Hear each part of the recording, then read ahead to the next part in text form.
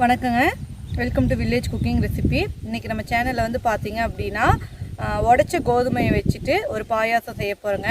இது வந்துட்டு கேரளாவில் வந்துட்டு ஸ்பெஷலான பாயாசம், கோதுமை பாயாசம். ஸோ எல்லா ஃபங்க்ஷன்லேயுமே வந்துட்டு இது கண்டிப்பாக இருக்கும். ரொம்பவுமே ஹெல்த்தியானதும் கூடங்க. வாங்க இந்த பாயாசம் எப்படி செய்கிறது அப்படிங்கிறத நம்ம பார்க்கலாம். கோதுமை பாயாசத்துக்கு வந்து பார்த்திங்க அப்படின்னா இது வந்து பாயாச கோதுமை இந்த மாதிரி வந்து பார்த்திங்கன்னா உடச்சிருக்கோம். இது வந்து நான் இன்றைக்கி 1/2 கிலோ கோதுமை எடுத்துருக்கேங்க. இப்போ நம்ம இதை கழுவிட்டு கொஞ்சம் நேரம் ஊற வச்சுக்கலாம்.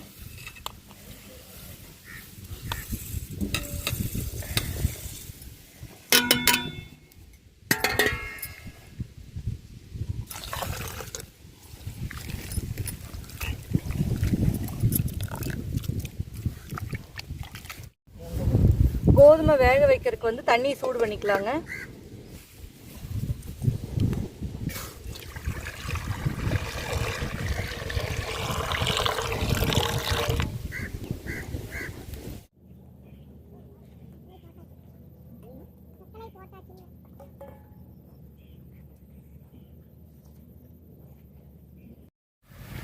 தண்ணி நல்லா கொதிக்குதுங்க. நம்ம கோதுமையை போட்டுக்கலாங்க. நல்லா ஊறிடுச்சுங்க.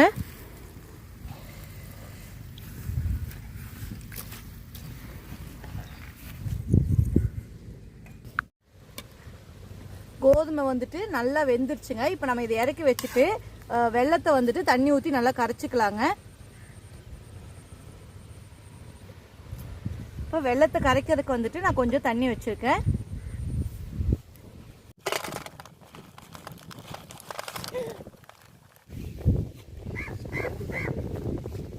இன்னைக்கு பாயாசத்துக்கு 1/2 கிலோ கோதுமைக்கு 3/4 கிலோ வந்துட்டு வெல்லம் எடுத்துருக்குறேங்க.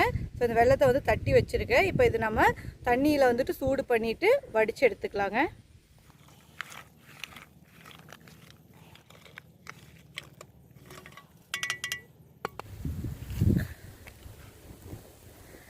வெல்லம் வந்து நல்லா கரைஞ்சிருச்சுங்க. இப்போ நம்ம இறக்கிடலாம்.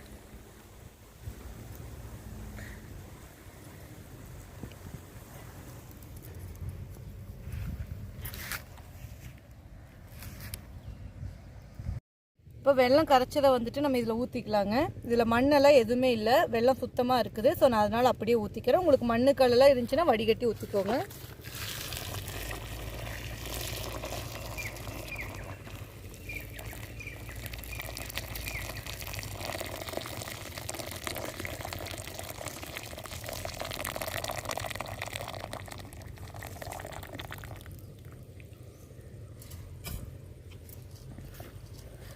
நல்லா கலந்து விட்டுடலாங்க. கலந்தாச்சுங்க. நம்ம மறுபடியும் அடுப்பில் வச்சிடலாம். ஏலக்காய் இடிச்சுக்கலாங்க.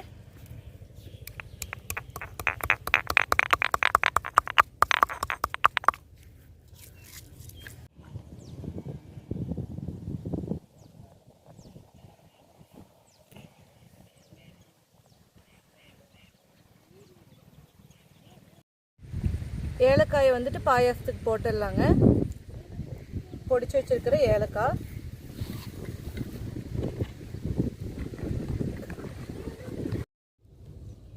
ஒரு தேங்காயை வந்துட்டு துருவிட்டுங்க.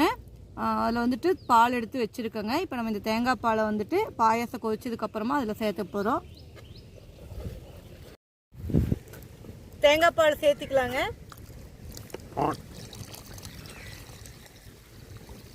தேங்காய் பால் ஊற்றி ரொம்ப நேரம் கொதிக்கக்கூடாதுங்க.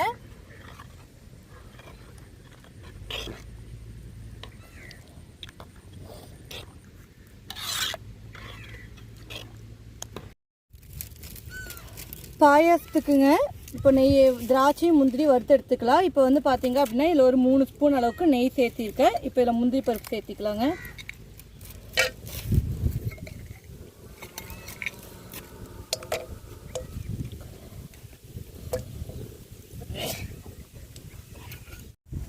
திராட்சை சேர்த்திக்கலாங்க.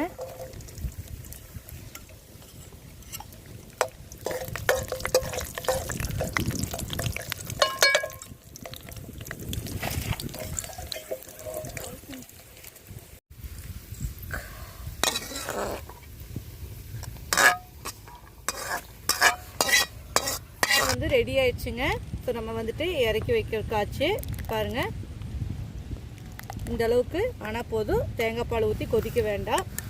இப்போ நம்ம வறுத்து வச்சுருக்கிற முந்திரி திராட்சை இது எல்லாத்தையும் இதில் ஊற்றிக்கலாங்க. பாயாசம் ரெடி ஆயிடுச்சுங்க. நம்ம இறக்கி வச்சுட்டு எப்படி இருக்குது அப்படிங்கிறத டேஸ்ட் பண்ணி பார்த்துடலாம். நம்ம கோதுமை பாயாசம் வந்து ரெடி ஆயிடுச்சுங்க. எப்படி இருக்குது அப்படின்னு டேஸ்ட் பார்த்துடலாம். பாருங்கள், முந்திரி பருப்பு, திராட்சை, அந்த நெய் வாசனை, நெய் பாருங்கள் அப்படியே மேலால் நெய் வேறு மிதக்குது.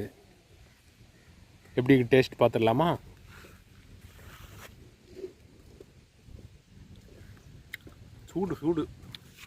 சூடாக இருக்குது,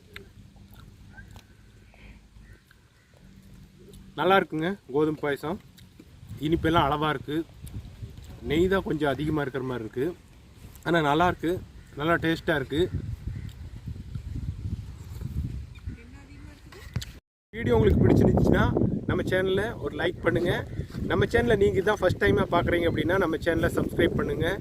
மேலும் இதே மாதிரி நல்ல வீடியோஸ்கள் போடுவோம். நம்ம சேனலுக்கு எல்லோரும் சப்போர்ட் பண்ணுங்கள். நன்றி, வணக்கம்.